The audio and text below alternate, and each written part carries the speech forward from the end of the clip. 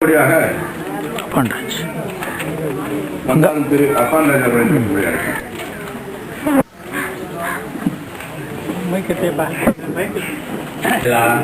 ஆதி பகவான் இன்றைய அறவுரை நிகழ்வுக்கு தலைமையேற்றிருக்கக்கூடிய திருவர பொறியாளர் அவர்களே, எனக்கு முன்னதாக சமணத்தின் தொன்மையை பற்றியும் அதை காப்பாற்ற வேண்டியதன் அவசியம் பற்றியும் வருவாயில் ஒரு பகுதியை அவசியம் தானமாக வழங்க வேண்டியதன் அவசியத்தை பற்றியும் மதுரைக்கு மட்டும்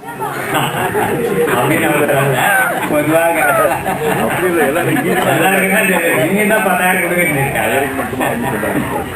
கோரிக்கை அவர் சொற்பொழிவிலே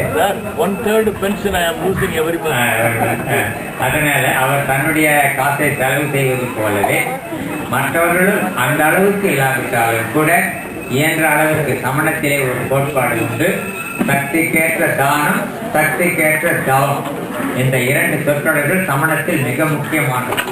சமணம் வலியுறுத்தக்கூடிய தத்துவங்களை நம்மால் முழுமையாக கடைபிடிக்க முடியாவிட்டாலும் கூட நம்முடைய சக்திக்கேற்ற அளவு அதை ஏற்றுக்கொண்டு நடந்தோமேயானால் நாளாவட்டத்திலே அது நமக்கு மனப்பயிற்சியை கொடுத்துவிடும். நாம் நம்மை நாமே ஏற்றுக்கொள்வதற்கு வழிவகுக்கும். அதனால்தான் சக்திக்கேற்ற தவம் என்று சொன்னார்கள். அதே போன்று சக்திக்கேற்ற தானம். சம்பாதித்த அனைத்து பொருள்களையும் தானம் வழங்கப்படும் என்று சொல்லவில்லை. வருவாயில் ஒரு பகுதியை அரசியலுக்கு செலவு செய்ய வேண்டும். ஏனென்று கேட்டால் இந்த உயிரை கடை தேற்றுவதற்கான வழிகளிலே அதுவும் போன்று. நம் உடலிலே தான் உயிர் இருக்கிறது. உங்களிலே பல பேருக்கு தெரியும். இதை சமஸ்கிருதத்திலே பேத விஞ்ஞானம் என்று சொல்லுவார்கள். தமிழிலே உடல் வேறு உயிர் வேறு. இந்த உடலிலே உயிர் இருக்கிறது, ஆனால் உடலை உயிர் தொடுவது இல்லை. இந்த உடலை உயிர் தொடர்றது கூட இல்லை. இந்த உடலை விட்டு உயிர் ஒரு நாள் போயே தீரும். அது யாருக்கும். பகவானுடைய திருத்தலத்தில் நடைபெறுகிற இந்த ஆண்டு விழாவில் பல்வேறு உடல் ரீதியான இன்னல்களுக்கு மத்தியிலும் தொடர்ந்து மருத்துவமனையிலிருந்து வெளியேறி இங்கே இந்த திருநாளிலே பங்கேற்க வேண்டும் என்கிற உன்னதமான நோக்கத்தோடு தன்னுடைய அரிய பங்களிப்பை அளித்திருக்கிற வணக்கத்திற்கும் போற்றுவதற்கும் உரிய ஐயா திருமிகு பங்காரம் அப்பாச்சினேனா அவர்களை உலகிருந்து வணங்கி வரவேற்று இந்த சீரும் சிறப்புமான இந்த விழா நிகழ்வுக்கு வருகை தந்திருக்கிற விழாவினை நடத்தி கொண்டிருக்கிற அத்துணை பிரிவர்களையும் தாய்மார்களையும் வணங்கி மகிழ்கின்றேன். சமணம் சார்ந்த இலக்கியங்களையோ சமண தத்துவங்களையோ நான் ஏதும் இன்னும் ஒரு முதல் படிக்கட்டு அளவிலே கூட அறியாத நிலையிலே இருந்து கொண்டிருப்பவன் என்பதை உங்களிடத்திலே நல்ல பணிவோடு தெரிவித்துக் கொள்வதை கடமைப்பட்டிருக்கின்றேன். காலம் கழிந்துவிட்டது. ஆகவே சமணம் சார்ந்த அத்தனை விஷயங்களையும் இங்கே கேட்டுக்கொண்டிருப்பவர்களாக, உங்களுடைய செவிகளை நீட்டி அறிந்து கொண்டிருப்பவர்களாக இருந்து கொண்டிருக்கிற உங்கள் அத்துணை பேருக்கும் பெரும் பகுதியான விஷயங்கள் இலக்கிய ரீதியாகவும் தத்துவ ரீதியாகவும் முழுமையாக தெரியும் என்பதிலே நான் இரண்டு தரப்பட்ட இலக்குகளை வைத்திருக்கவில்லை. பெருமளவு தத்துவங்களையும் இன்றளவிலான இந்த ஆலயத்திற்கு வருகிற பொழுது செய்ய வேண்டிய சடங்கு முறைகளையும் மிக அருமையாக அறிந்து வைத்திருப்பவர்கள் தமிழ் சமணர்கள் என்பதிலே எல்லளவும் சந்தேகத்திற்கு இடமில்லாத அற்புதமான நெறியாளர்கள் நீங்கள்.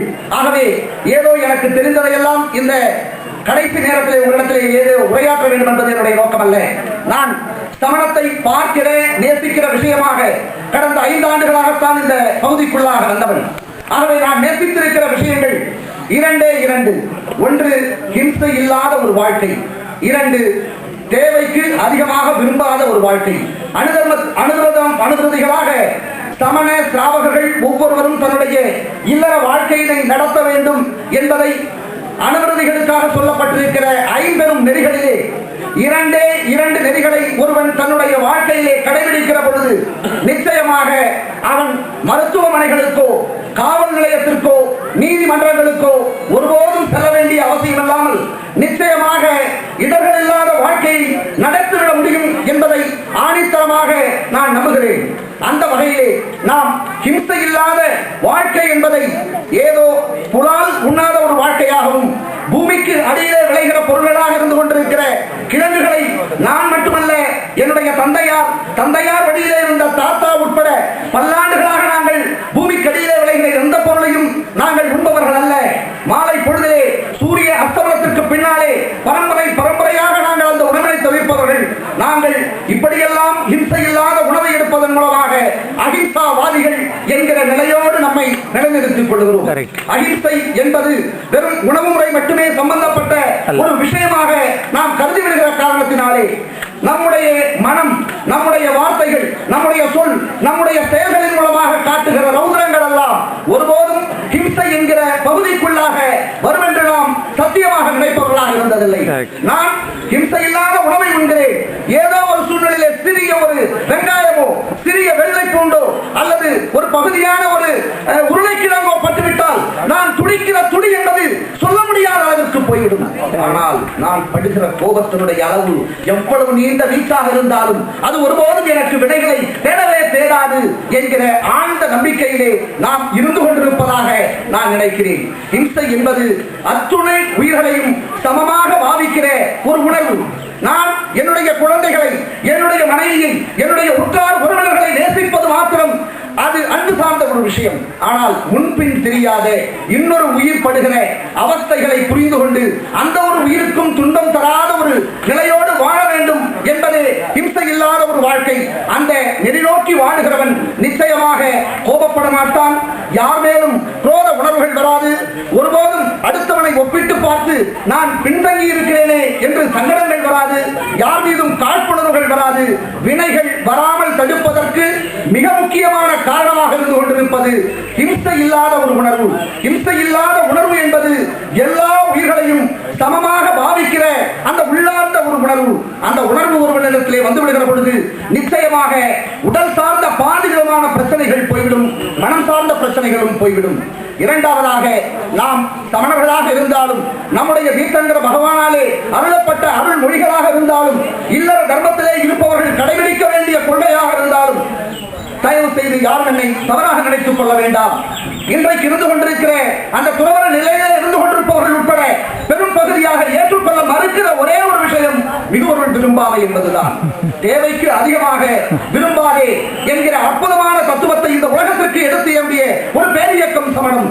வாழ்க்கைய நெறியிலே ஒருவன் அந்த மிகுவர்கள் விரும்பாமை என்கிற அந்த கொள்கையை தன்னகத்தை கொண்டு வைத்துக் கொள்ளுகிற பொழுது நிச்சயமாக நாம் யார் மேலும் ஒப்பிட்டு பார்த்து எந்த விதமான சூழ்நிலையிலும் நாம் பொருளாதாரத்திலே பின்தங்கி இருக்கிறோம், கல்வி அறிவிலே பின்தங்கி இருக்கிறோம், நம்முடைய வாழ்க்கை வசதிகளிலே பின்தங்கி இருக்கிறோம், அறிவிலே பின்தங்கி இருக்கிறோம் என்கிற ஒப்பீடுகளினாலே நம்மை நாமே சித்திரவதைகளுக்கு இலக்காட்டிக் கொள்ள மாட்டோம். எவையெல்லாம் கிடைத்திருக்கிறதோ கிடைத்தவற்றை எல்லாம் வைத்துக் கொண்டு திருப்தியாகவும் எளிமையாகவும் உண்மையாகவும் வாழ சொல்லி இருக்கிற சமணத்திற்கு மாறாக நாம் சுகமோகமான வாழ்க்கைக்கு எதெல்லாம் அவசியமோ இந்த வாழ்க்கையினுடைய இந்த ஆன்மாவை நோக்கிய பயணத்திலே நாம் வாழ்ந்து கொண்டிருந்தாலும் இந்த உலகியல் சார்ந்த இன்பமாக இன்றைக்கு தற்காலிகமாக கிடைத்துக் கொண்டிருக்கிற இன்பங்களை உண்மையான இன்பமாக நாம் கருதுகிறோம். மீண்டும் ஒரு பிறவி எடுக்கப் போகிறோம் என்பதை எத்துணை சமணர்கள் ஆழமாக தங்களுடைய மனதினுடைய அடித்தளத்திலே நிறுத்திக் கொண்டிருக்கிறார்கள் என்பது நிச்சயமாக கேள்விக்குரிய ஒரு விஷயம். இந்த கிடைத்திருக்கிற இந்த பிறவியே கிடைக்க வேண்டிய அத்துணை விதமான அது நிரந்தரம் இல்லாத சுகமாக இருந்தாலும் பரவாயில்லை, அவற்றையெல்லாம் துய்த்து விட வேண்டும் என்று மற்ற மனிதர்கள் ஓடுகிற அதே பாதையிலே நாமும் ஓடிக்கொண்டிருக்கிறோம். அதனால்தான் துக்கங்களை நாமவே விரைந்து வலிந்து வரவழைத்துக் கொள்கிறோம். ஆகவே அந்த மிகுபொருள் விரும்பாமை என்கிற நெறியையும் ஹிம்சை இல்லாத வாழ்க்கை நடத்த வேண்டும் என்கிற நெறியையும் இவையெல்லாம் நடத்தினாலும் இயல்பாகவே நம்முடைய தேவைக்கு மீறி பொருள் வருகிற பொழுது அந்த பொருள் என்னுடையதல்ல, இந்த பொருளை பிறருக்கு கொடுத்து வாழ வேண்டியதே வாழ்க்கையினுடைய பொருள் என்பதை நாம் முழுமையாக புரிந்து கொள்வோமேயானால் யாரும் எந்த ரீதியிலும் சிக்கலில்லாத ஒரு வாழ்க்கையை நடத்த முடியும். அந்த அற்புதமான தத்துவங்களை எடுத்து இயம்பி இருக்கிற ஒரு மகத்தான பேரியக்கம் சமணம் என்கிற காரணத்தினால் தான் நான் இந்த பகுதிக்குள்ளாக வந்தவனாக என்னை இணைத்துக் கொண்டிருந்திருக்கிறேன். அந்த வகையிலே தீதும் நன்றும் நம்முடைய வணக்கத்திற்குரிய ஐயா அப்பாடராசன் அவர்கள் குறிப்பிட்டதை போல் இப்படி நான் சரியான முறையிலே என்னுடைய வாழ்க்கையை நடத்துகிறேன் என்றாலும் எனக்கு வாழ்க்கையிலே சில துக்கங்கள் வந்து சேருகிறது. வாழ்க்கையிலே நான் சந்திக்கிற இன்னொரு பகுதியிலே இருக்கிற மனிதர்கள் அத்துணை விதமான அட்டூழியங்களையும் அநியாயங்களையும் செய்பவர்கள் இன்றைக்கு மிகவும் சௌகரியமான ஒரு நிலையை வாழ்க்கையை நடத்தி கொண்டிருக்கிறார்கள். ஆனால் எனக்கு மட்டும் துக்கம் வந்து கொண்டிருக்கிறதே என்று வேதனைப்படுவதை தடுப்பதற்காகத்தான் தீதும் நன்றும் பிறர் தர வாரா என்கிற அற்புதமான வாழ்வியல் இயக்கம் நமக்கு சொல்லப்பட்டிருக்கிறது. எதை நான் விதைத்திருக்கிறேனோ அதனுடைய பலன்களை மாத்திரமே நான் அறுவடை செய்கிறேன். இன்னொருவர் கொடுத்து ஒருபோதும் எனக்கு வருகிற விஷயங்கள் எதுவும் இல்லை. வினை விதைத்தவன் வினை அறுப்பான். ஆகவே பிறக்கின்னா முற்பகல் செய்யும், தமக்கின்னா பிற்பகல் தாமே வரும் என்கிற தர்ம நெறியை எடுத்து இயம்புகிற கொண்டிருக்கிற தீதும் நன்றும் பிறர் தர வாராய் என்கிற இந்த 3 விதமான விஷயங்களை ஒரு மனிதன் தன்னுடைய வாழ்வியல் நெறியாக ஏற்றுக்கொள்ளுகிற பொழுது நிச்சயமாக 90% சிக்கல்களிலிருந்து வாழ்க்கையை விலகி இயல்பான எளிமையான வாழ்க்கையை நடத்திவிட முடியும். அதற்கு வழிகாட்டி இருக்கிற சமண தீர்த்தங்கரர்களுக்கு நாம் நன்றியை தெரிவிக்கிற முகத்தான் இது மாதிரியான ஆலயங்களுக்கு வருகிற பொழுது நாம் நம்முடைய அந்த தத்துவங்களுக்கு கொடுக்கிற முக்கியத்துவத்தை காட்டிலும் அந்த வழிபாட்டு முறைகளுக்கு கொடுக்கிற முக்கியத்துவத்தை அதிகப்படுத்திக் கொண்டிருக்கிறோம். ஆகவே ஏதாவது ஒரு ரூபத்திலே இறைவன் நமக்கு கொடுப்பவராக இருப்பார். நான் பாடுபட்டு சேர்த்திருக்கிற பொருள்களை தக்க வைப்பதற்கு அவர் உதவியாக இருப்பார். இந்த அறம் என்கிற விஷயத்தை கூட தானம் செய்வதைத்தான் அறம் என்கிற நிலையை நாம் இன்றைக்கு பார்க்கிறோம். அறம் என்கிற விஷயம் வெகுளி இன்னாச்சொல் நம்முடைய எந்த சூழ்நிலையில் அழுக்காறு அவா வெகுளி இன்னாச்சொல் இவை நான்கும் இடுக்கா என்றது அறம் என்று குறிப்பிடுகிறான் நம்முடைய திருக்குறள் ஆசான். யார் மீதும் பொறாமைப்படாமல் யார் மீதும் கோபப்படாமல் இயல்பான வாழ்க்கையை நடத்துவதுதான் அறம். இதற்காக நாம் எதுவும் சிறப்பாக புதியதான நம்முடைய வாழ்க்கை கட்டமைப்பை ஏற்படுத்திக் கொள்ள வேண்டியதில்லை. அழுக்காறு அவா வெகுளி இன்னாச்சொல் இந்த 4ஐயும் எவன் ஒருவன் முழுமையாக கடைபிடித்து தன்னுடைய வாழ்க்கையை நடத்துகிறானோ அவனே அற வாழ்க்கையை நடத்தி கொண்டிருக்கிறான் என்பதனாலே இதற்கு ஏதோ பொருள் செலவை செய்துதான் அற வாழ்க்கையை நடத்த வேண்டும். இதை ஒரு ரிட்டையர் ஆகிவிட்ட பிறகு 60 வயதுக்கு பின்னாலே கடைபிடிக்கலாம். அதுவரையில் எவ்வளவு முடியுமோ லஞ்சம் வாங்கிக் கொள்ளலாம், எவ்வளவு முடியுமோ லாபத்தை 2 மடங்கு 4 மடங்காக வைத்துக் கொள்ளலாம், எவ்வளவு முடியுமோ வரி ஏய்ப்பை செய்து கொள்ளலாம், எவ்வளவு முடியுமோ தரம் தாழ்ந்த பொருட்களை விற்கலாம் என்பது நிச்சயமாக அறம் சார்ந்த வாழ்க்கையாக அமையாது. சிறிய வயதிலிருந்தே நாம் அறம் சார்ந்தவர்களாக வாழ வேண்டும். நம்முடைய குழந்தைகளையும் அந்த பாதை நோக்கி கொண்டு செல்ல வேண்டும் என்றால் ஒழுக்கமான ஒரு நெறி வேண்டும் என்று சொன்னால் இந்த அழுக்காறு அவா வெகுளி இன்னாச்சொல் என்பதை கடைபிடிக்கிற பெற்றோர்களாக முதலிலே நாம் இருக்க வேண்டும். அந்த வகையிலே நம்முடைய குழந்தைகளையும் அந்த பாதை நோக்கி அழைத்து செல்வதற்கு சித்தமாக இருக்கலாம். இந்த அற்புதமான தத்துவங்களை எடுத்து இருக்கிற தீர்த்தங்கர பகவான்களை நம்முடைய முன்மாதிரியான நம்முடைய பிரதிநிதிகளாக ஏற்றுக்கொண்டு அவர்களிடத்திலே சடங்குகளுக்கு முக்கியத்துவத்தை அதிகமாக தராமல் அவர்கள் காட்டியிருக்கிற இல்லற வாழ்வு நெறிப்படி நம்முடைய வாழ்க்கையை நடத்தி செல்ல வேண்டும் என்கிற பணிவான செய்திகளை சொல்லி சற்றொப்ப 17 மாதங்களாக இந்த தொண்டை மண்டலத்தினுடைய நடுநாடு என்று அழைக்கப்படுகிற விழுப்புரம் மற்றும் கடலூர் மாவட்டங்களை உள்ளடக்கி இருக்கிற பகுதிகளிலே மாதத்தினுடைய முதல் ஞாயிறு அன்று தொன்மை வாய்ந்த பல்வேறு பகுதிகளுக்கும் மலைகளுக்கும் அதை சார்ந்திருக்கிற பகுதிகளுக்கும் அந்த பகுதி மக்கள் அறிந்து கொள்வதற்காக பசும் அகிம்சை நடை என்கிற ஒரு அமைப்பின் மூலமாக தொடர்ந்து இந்த மலைகளை எல்லாம் பார்த்துக் கொண்டு வருகிறோம். இதை செய்வதன் மூலமாக ஏதோ என்னை முன்னெடுத்து செல்ல வேண்டும் என்பதெல்லாம் ஒருபோதும் அந்த இலக்கு அல்ல. இதை 12 காலமாக குறிப்பாக செஞ்சி பகுதி இன்றைக்கு செஞ்சியையும் அதை சுற்றி இருக்கிற கிட்டத்தட்ட 8 மலைகள் மதுரையிலே எண்பெரும் குன்றங்கள் இருப்பதை போல் செஞ்சியிலும் எண்பெரும் குன்றங்கள் இருக்கின்றன. தலவானூர், கோணைப்புதூர், தஞ்சியூர், எப்படி அங்கே இருக்கிற ஊரணித்தாங்கல், ஆனத்தூர், தொண்டூர் இப்படிப்பட்ட மலைகள் 8 மலைகள் சற்றொப்ப 15 கிலோமீட்டர் தொலைவிற்குள்ளாகவே எண்பெரும் குன்றங்கள் இருக்கின்றன. இந்த செஞ்சி பகுதியிலே சற்றொப்ப ஒரு 100-200 ஆண்டுகளுக்கு முன்னாலே பிறந்து அதே மண்ணிலேயே வாழ்ந்து வளர்ந்திருக்கிற நம்முடைய மூதாதையர்கள் உட்பட 8 மலைகளிலே ஒரே ஒரு மலைக்கு கூட ஏறி பார்த்து வராமல் அதிலே ஒன்றே ஒன்று திருநாகக்குண்டு சிறுகடம்பூருக்கு மாத்திரம் அங்கே சடங்குகளை முன்னிறுத்தி வைப்பதனாலே நாம் அங்கே செல்கிறோம். அதை தவிர மற்ற பெரும்பாலான மலைகளை தானும் கண்டு தரிசிக்காமல் நம்முடைய வழி தோன்றல்களுக்கும் காண்பிக்காமலேயே மறைந்து விடுகிற ஒரு மோசமான நிலை இருந்து கொண்டிருக்கிறது. ஆகவே அந்த இடங்களில் எல்லாம் இன்றைக்கு சமூக விரோதிகள் அவர்களுக்கு இயல்பாக இது போன்ற கோடை காலங்களிலே அது அற்புதமான ஸ்தலமாக இருக்கிறது. இன்றைக்கு ஒரு மிகப்பெரிய சூட்டிலே ஒரு 5 நட்சத்திர ஹோட்டல்களிலே ஒரு 2000-3000 ரூபாய் கொடுத்துவிட்டு எவ்வளவு சுகமான நிலையை அனுபவிக்க முடியுமோ அத்தனை சுகங்கள் கிடைக்கிற இடமாக இருக்கிறது. இன்றைக்கு சித்தன்னவாசல் நான் அடுத்த மாதம் நாம் முதல் ஞாயிற்றுக்கிழமை 5ஆம் தேதி கோயில்பட்டியிலே அருகாமையில் இருக்கிற கழுகுமலைக்கு நாம் செல்ல இருக்கிறோம். ஆகவே விருப்பமுள்ளவர்கள் அதிலே நீங்கள் கலந்து கொள்ளலாம். கழுகுமலையே ஒரு சங்கடமான செய்தியை உங்களிடத்திலே பதிவு செய்ய கடமைப்பட்டிருக்கின்றேன்.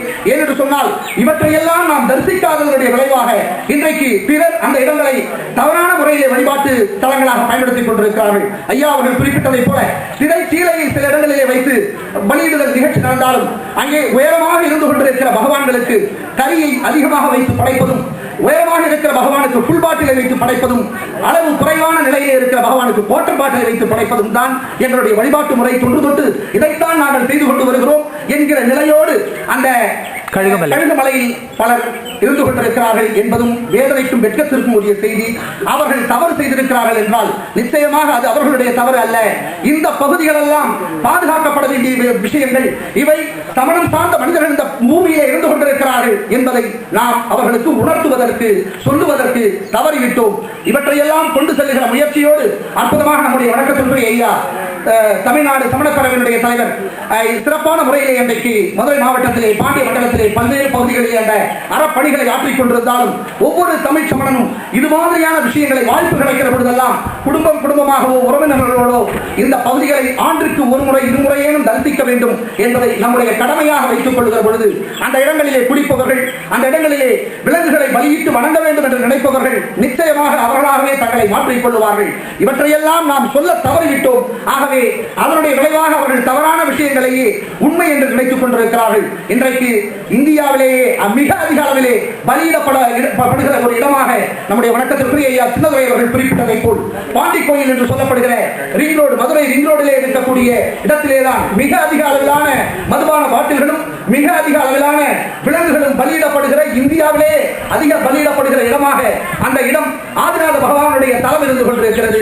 நாம் இவற்றையெல்லாம் விட்டுவிட்டு இது மாதிரியான தலங்களை தரிசிப்பதும் இங்கே நம்முடைய சடங்குகளை மிக அழகாக செய்வதிலும் மறுபடியும் இது மாதிரியான தொடர்ச்சியான நிகழ்ச்சிகளை நடத்தி கொண்டிருப்போமானால் நிச்சயமாக அந்த நிகழ்வுகள் இன்னும் பல மடங்கு அதிகரித்துவிடும். ஆகவே திடமான முறையிலே இது போன்ற விஷயங்களை தடுப்பதற்கு நம்மிடத்திலே பலமான தலைவர்கள் இருக்கிறார்கள். அவர்களுக்கு துணை பெறுவதற்கு நீங்கள் எல்லாம் இருக்க வேண்டும் என்கிற பணிவான செய்தியை சொல்லி நேரம் கடந்து விட்டது. கொடுத்த வாய்ப்புக்கு நன்றி கூறி நன்றி.